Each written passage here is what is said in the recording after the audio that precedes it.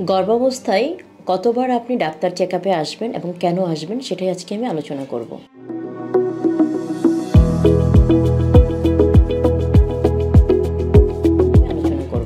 আসসালামু আলাইকুম, আমি ডক্টর রিতা তাহের। আমি গাইনি, প্রসূতি এবং বন্ধ্যাত্ব মায়েদের বিভিন্ন সমস্যা এবং আলট্রাসোনোগ্রাফি নিয়ে কাজ করছি কোনাবাড়ি ল্যাবেট হাসপাতাল এবং আরিবা ডিজিটাল ডায়াগনস্টিক সেন্টারে। গর্ভাবস্থা প্রত্যেকটা মেয়েরই একটা স্বপ্ন এবং এই স্বপ্নটাকে সুন্দরভাবে সহজভাবে সামনে এগিয়ে নেওয়ার জন্য এবং পুরো সময়টাকে সুন্দরভাবে পার করার জন্য অবশ্যই আপনাকে ডক্টর চেকআপে আসতে হবে। কারণ এই সময়ে একটা মায়ের শরীরে শারীরিক, মানসিক এবং হরমোনাল অনেক চেঞ্জ আসে। তো আমি যেটা বলবো সেটা হচ্ছে, আপনারা যখন কনসিভ করবেন তখনই একবার ডক্টর চেকআপে আসবেন।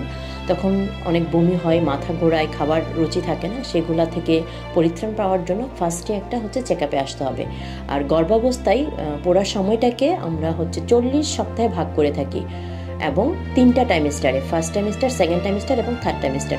ফার্স্ট টাইমিস্টারটা প্রথম 12 সপ্তাহ, মানে 3 মাস। এই 3 মাসের মধ্যে আপনি একবার চেকআপে আসবেন। তারপরে 12 সপ্তাহ থেকে আপনার 18 সপ্তাহ, এই সময়টা আপনি আরেকবার চেকআপে আসবেন।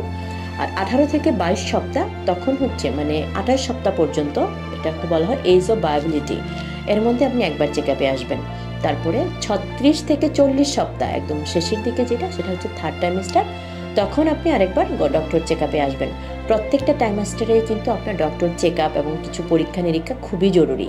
সো আপনারা মিনিমাম 3 থেকে 4 বার ডক্টর চেকআপে অবশ্যই আসবেন। তো সবাই ভালো থাকুন, সুস্থ থাকুন এবং আপনাদের প্রেগন্যান্সির সময়টাকে এনজয় করুন। আল্লাহ হাফেজ।